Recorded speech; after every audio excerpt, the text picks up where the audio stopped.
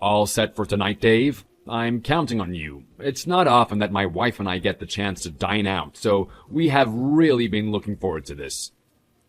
Yes, everything is prepared according to our strict standards. I don't think there's much more I could have done to make preparations.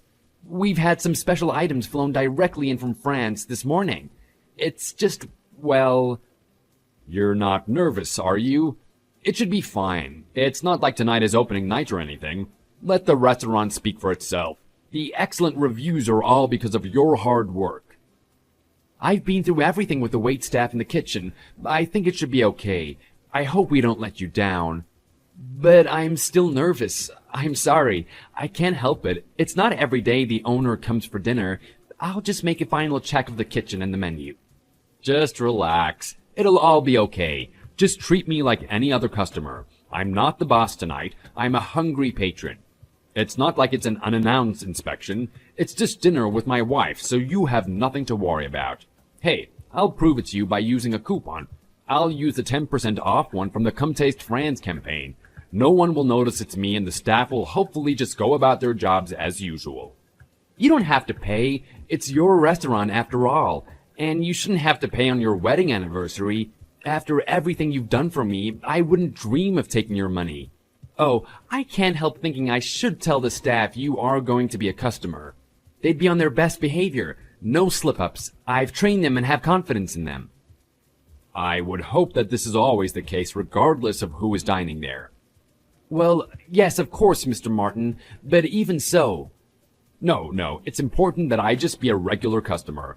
You won't be there either, will you? No, the chef will be the one I personally trained. And then there will be one waiter, Philip. This will be the first time for the place to be in action without me being there. To tell the truth, I'm really worried. So many things could go wrong. At least I know the deliveries all came on time today and the chef has had time to prep. It's not the taste I'm worried about, though, more the overall impression. You are the manager, so trust in your ability to train the staff. And again, I'm not there to make a surprise inspection anyway. My wife and I are just there to enjoy some top-notch French cuisine. You do have confidence in your ability to project that level of class, right? When I asked my wife what she wanted to eat for our anniversary, she said French without a moment's hesitation. So naturally, I thought of your place. It's been getting a lot of attention in local magazines recently, so I know you won't let us down. Yes, it is really unfortunate that I can't be there. If you'd let me know a bit more in advance, I could have rearranged things. I'm really sorry, Mr. Martin. Not to worry. It couldn't be helped. I'm sure the wife and I will have a great time. But let's have a few beers, just you and I, sometime soon. We can talk about the future direction of your place and the chain in general. I've got some big ideas for expansion that I think you'll be interested in. I'd love to. Just say the word and I'll make sure I'm free. I have a few ideas I'd like to pitch to you myself. Well, I hope you and your wife enjoy your evening. I've prepared a little surprise for you too, all the way from France.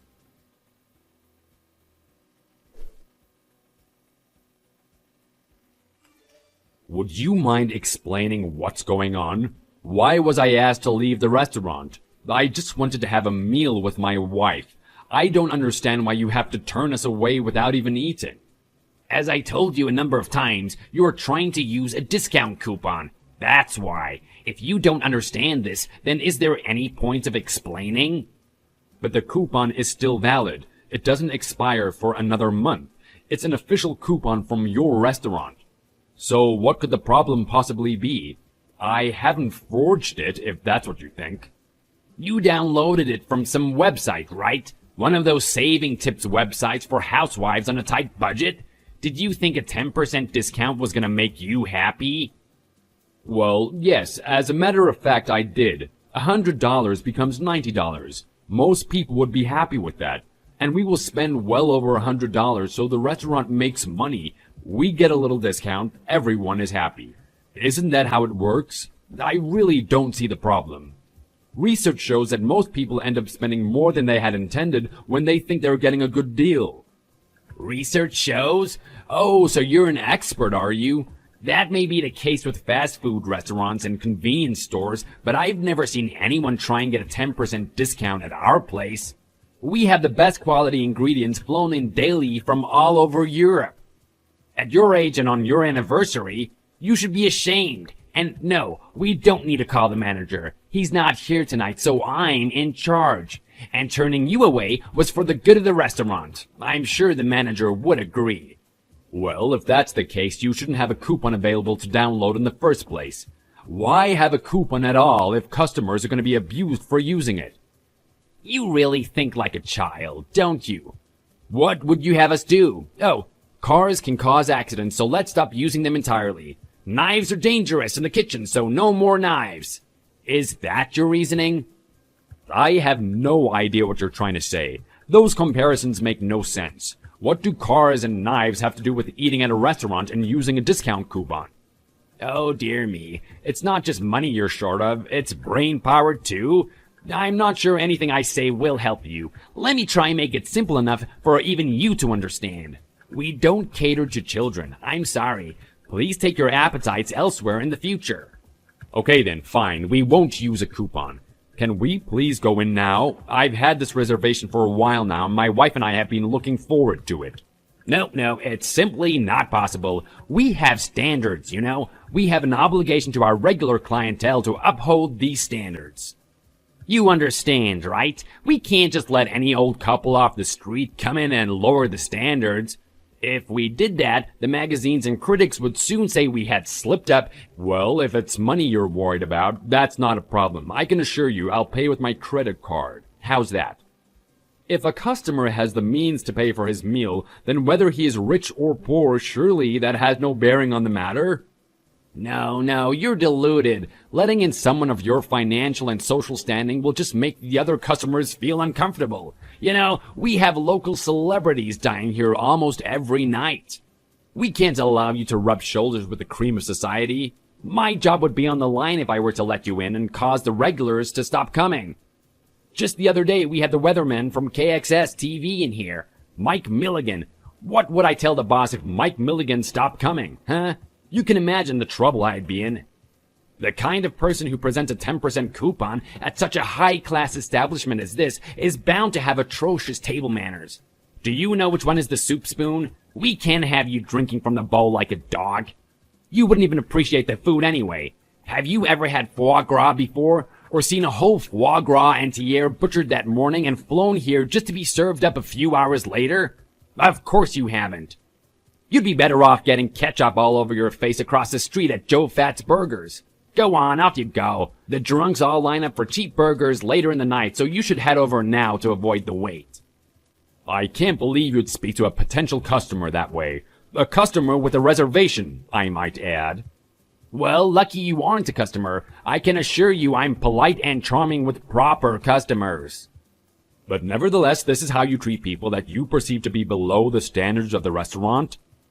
I almost never have to refuse entry, if that's what you're asking. You and your wife are the first to ever try and use a coupon, that's for sure. Well, of course we are. You've only recently started offering the damn thing. What? How would you know something like that? Oh, I know how. You must spend hours online every day looking for the best discounts all over town. You just happened to come across our fine establishment and thought you'd try your luck, right? With staff like this, the place is doomed. What? Have you seen how highly this restaurant is rated? 4.8 stars on all the main ranking sites. 4.8. Do you know how many other restaurants have such a high rating? None. There are no other French restaurants in the whole state with as high a rating. So, you see, we don't have any problem getting good reviews and filling the reservation book every night. The owner has places in 12 states across the country, and they are all rated as highly. People drive across state lines just to eat here. Reservations are made 6 months in advance. The chefs are all graduates of Le Cordon Bleu. Got it? That's very impressive. Yes, so apart from you waving around a discount coupon, there isn't a single stain on our reputation. The critics love us, as do the wealthy of this fine city. Got it. Understood. We'll try another place then. Maybe the burger place you recommended. Finally, an au revoir. And take your stupid-looking wife with fake jewelry with you. Maybe you could check online and see if the burger joint has a discount coupon.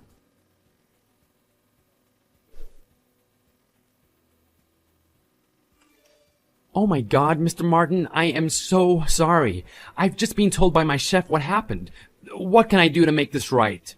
Is that waiter of yours always like that with customers? Philip, I think his name was. I'm more than a little concerned that he's been allowed to go unnoticed all this time. He's not new, is he?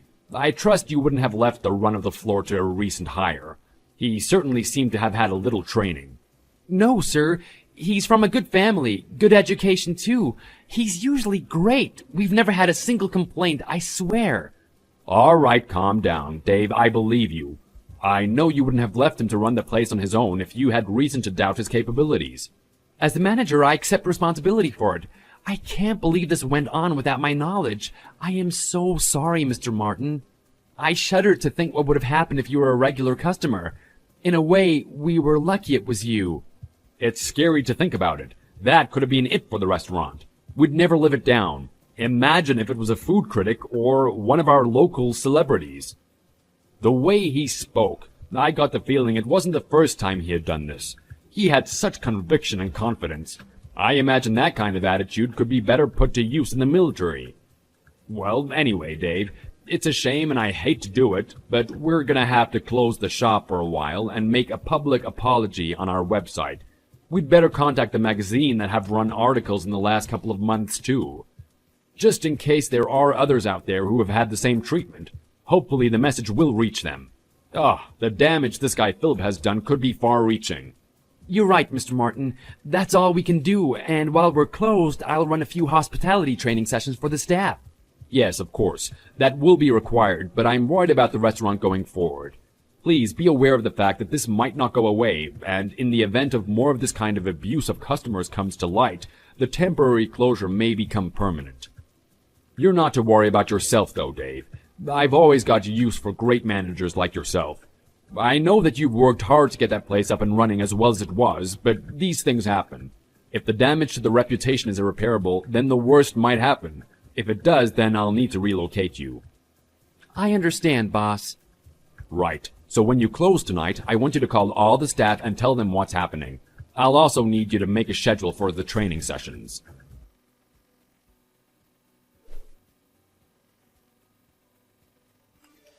Hey, cheapskate. I forgot to say to your face, but don't even think about trying to come again. You're banned. Got it? You don't have to tell me. I won't ever be returning to that restaurant, I can assure you. That you would try to use a discount coupon at such a high-class restaurant shows a complete lack of common sense. If you ever try to come again, I'm going straight to the kitchen to get the raw garbage and I'm gonna dump it on your head. How would you like that? The restaurant won't last a week. What? Who is this? This is Dave, your manager. You really messed up big time. Dave? What's going on? Who do you think you're talking to? You have no idea who you were abusing, do you? He's the owner of the entire chain. Owner? But the owner is Mr. Martin. Everyone knows that. Exactly. Mr. Martin, who is the top dog of the hospitality industry. The Mr. Martin. He's heavily invested in a large number of high-class restaurants. You've insulted the #1 food and beverage businessman of probably the whole West Coast. I'd hate to be you right now. Wait, how? You're finished. I'm heading to the restaurant now with Mr. Martin. You're in a whole world of trouble, Philip. Because of you, the place is going to be shut for the foreseeable future. I don't even know if we'll ever be open again. Are you going to tell the rest of the staff why? No way. Wait a moment. I was framed. I didn't know. This is entrapment. That's enough. Wait right there. We'll be there soon. Wait a moment. Let me apologize to Mr. Martin. Apologize? I'm listening. How would you apologize? What do you think you could possibly do to make this better? Is this Mr. Martin? Yes. I'm waiting for this apology that's gonna make it all better. Mr. Martin, I'm truly sorry for insulting you. And? I'm deeply sorry I spoke to you that way. I didn't know it was you. I've reflected on it, and it will never happen again. Pathetic. I didn't know it was you. That's it. So that kind of treatment is okay if it's not the owner. Is that what you're trying to say? It's fine if it's just some regular customer? You are deeply mistaken. You are very lucky it was me. What do you mean? Because it was me, we're lucky to have avoided a nasty and regrettable incident with a real customer. This is what you are failing to understand. In this case, you were very fortunate it was me, but regardless, that is no way to speak to any customer. Do you understand? Yes, you're right. I didn't give that enough consideration. I'm sorry. I was out of line, sir. Consideration? Your excuses and apology are meaningless. You can't simply fix this mess by apologizing. First, you must realize how atrocious your behavior was as the face of the restaurant. If the lasting impression of the restaurant is that the waitstaff are extremely rude, then all the efforts of the chef are wasted. Are you starting to understand? You're right. I'm sorry, Mr. Martin. I wonder whether you really do understand. Anyway, you are fired. Clean out your locker right away. And I want a sincere apology from you, by name, on our website by tomorrow. You are to detail what happened tonight and apologize to any other customers you may have offended in the past. My name? Does that scare you? Having the whole industry know who it was that caused the restaurant to close? Do you think you could hide behind the reputation of the restaurant and treat customers in such a condescending way? Did it give you a feeling of power? No, it's not like I did this all the time. Yes, well, I suppose if you did, we'd have shut up shop a long time ago. But if there's even one single other customer out there who you've acted in that way to, I expect you to put your name on the apology and word it in a way that they understand you are apologizing to them directly. Do you really understand what you've done? You've not only lost your own job, but the rest of the staff will have to look for new jobs too while the restaurant is closed. I understand. I will apologize to all of them individually. At the very least, you'll have trouble finding another job in the industry. No other restaurant is going to hire you. I'll make sure of that. That was me as the owner of the restaurant. As a customer, I have a personal grievance to take up next. You insulted me in front of the other customers. Without knowing what was happening, the other diners would have thought you were throwing my wife and me out for a justifiable reason. You also insulted my wife directly. For that, there is no apology big enough. I have very powerful friends, and not just in the restaurant business either. I can make it impossible for you to work anywhere on the West Coast. Sir, I'm sorry. I accept you firing me. I'll make a formal apology. But please, don't chase me out of town. I didn't build my business empire by forgiving every little idiot who offended me along the way. You'll be made to take responsibility for your actions. I may have taken it easy on you if it had just been me, but you humiliated my wife in public, and for that, you will pay. Sir, please forgive me. I'll be at the restaurant in a few minutes. You had better get down on your hands and knees and beg me for forgiveness. Oh, and get out of my restaurant. Meet us in the car park. Why? I don't want you ever entering the premises again. We have standards to uphold.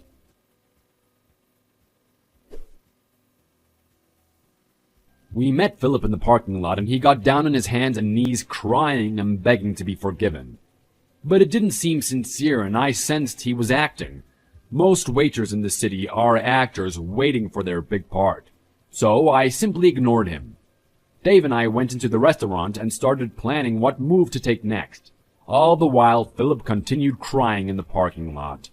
We could hear him from inside, so I went out and poked him with a broom a few times and sent him on his way. He eventually did post an apology on the company website. I never forgave him, and I made it impossible for him to work anywhere in the state. Apparently, he's back living at home with his parents. The restaurant reopened after a month, and I gave the remaining staff bonuses for the month that they were on standby. Thankfully, they all stayed with us, and we only had to hire one waiter to replace the disgraced Philip. Dave is so worried about the staff's ability to deal with customers that he's doing the job of manager and maitre d', and won't leave the dining room for fear of a similar incident. Thanks to the efforts of Dave and the rest of the staff, we are back to being the #1 French restaurant in the city.